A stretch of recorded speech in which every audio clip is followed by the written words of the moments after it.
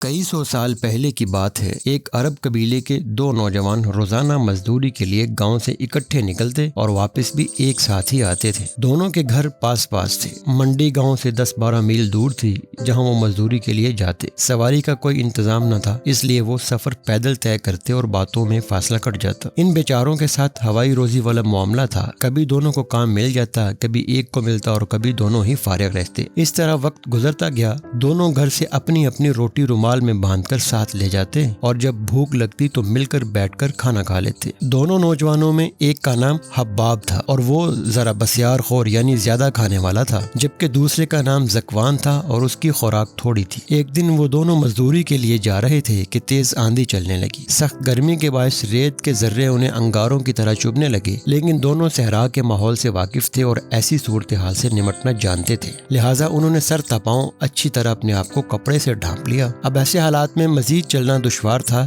دونوں طوفانی جھکڑوں اور گرمی کی شدت سے ہلکان ہو گئے تو کچھ دیر آرام کے لیے کنویں کے پاس ٹھہر گئے۔ انہوں نے اللہ کے حضور دعا مانگ کر طوفان تھمنے کا انتظار کیا۔ جب آندھی تھمی تو خاصا وقت گزر چکا تھا اور منڈی ابھی بہت دور تھی۔ آج پھر خالی ہاتھ لوٹنا پڑے گا، انہوں نے دل میں سوچا۔ پھر کنویں کا ٹھنڈا پانی پی کر تھوڑا آرام کر چکے تو بھوک کا احساس ہوا۔ دونوں نے اپنا اپنا رومال کھولا۔ حباب کے پاس 5 روٹیاں تھیں جبکہ زکوان کے پاس 3۔ وہ بھی کھانا شروع ہی ہوئے تھے کہ ایک اونٹ سوار وہاں آن پہنچا۔ وہ شکل و صورت اور لباس سے امیر کبیر آدمی دکھائی دے رہا تھا۔ پیاس کے مارے اس کے ہونٹ خشک ہو رہے تھے۔ اس کے منہ سے بمشکل سلام کے الفاظ ادا ہوئے۔ عرب مہمان نواز تو ہوتے ہی ہیں، لہذا سلام کا جواب دینے کے بعد حباب اور زکوان نے اسے کھانے کی دعوت دی۔ مسافر نے فوراً دعوت قبول کر لی۔ پہلے اس نے جی بھر کر پانی پیا اور اس کے ساتھ کھانے میں شریک ہو گیا۔ جب تینوں کھانا کھا چکے تو پتہ چلا کہ مسافر راستہ بھٹکا ہوا ہے۔ مسافر نے کہا، مجھے کوئی اللہ کا بندہ راستہ سمجھا دے، تو حباب نے اس کی رہنمائی کی اور اشارے سے درست سمت بتا دی۔ اونٹ سوار نے شکریہ ادا کیا اور اپنی جیب سے 8 درہم نکال کر ان دونوں کو پیش کیے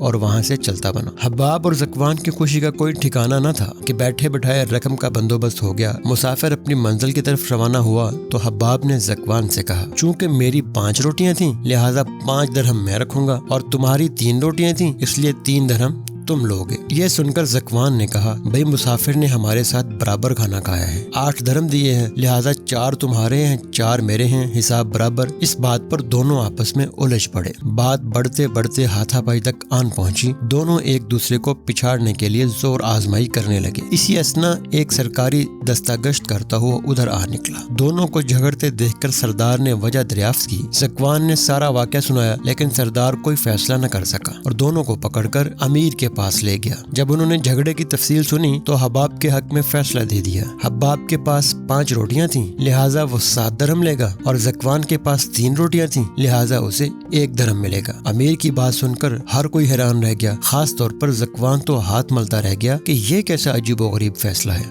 جب زکوان کو فیصلے پر اعتراض ہوا تو امیر نے عرض کیا، تم دونوں کے پاس کل 8 روٹیاں تھیں، اب ہر روٹی کے اگر 3 ٹکڑے کیے جائیں تو یہ کل 24 ٹکڑے بنتے ہیں اور تم تینوں نے 8 ٹکڑے کھائے، یعنی کہ مسافر نے 8 ٹکڑے کھائے، باقی بچے 16 ٹکڑے، تو تم دونوں نے 16 ٹکڑے روٹیوں کے کھائے۔ اب حباب کی 5 روٹیوں کے 15 ٹکڑے ہوئے اور تمہاری 3 روٹیوں کے 9 ٹکڑے۔ یوں حباب نے اپنے 15 ٹکڑوں میں سے صرف اپنے حصے کے 8 ٹکڑے کھائے اور باقی کے 7 ٹکڑے باقیوں کے حصے میں آئے، اس کے 7 درہم بنے، جبکہ تم نے اپنے 9 ٹکڑوں میں سے 8 ٹکڑے خود کھائے اور تمہارا 1 ٹکڑا دوسروں کے حصے میں آیا تو تمہارا 1 درہم بنا۔ حاکم وقت نے جب یہ تفصیل بتائی، یہ سن کر حباب بہت خوش ہوا، مگر زکوان پچھتانے لگا کہ اس نے 3 درہم ہی کیوں نہ قبول کر لیے۔ سچ ہے کہ کبھی کبھار انسان زیادہ کے لالچ میں اپنا نقصان بھی کر ڈالتا ہے۔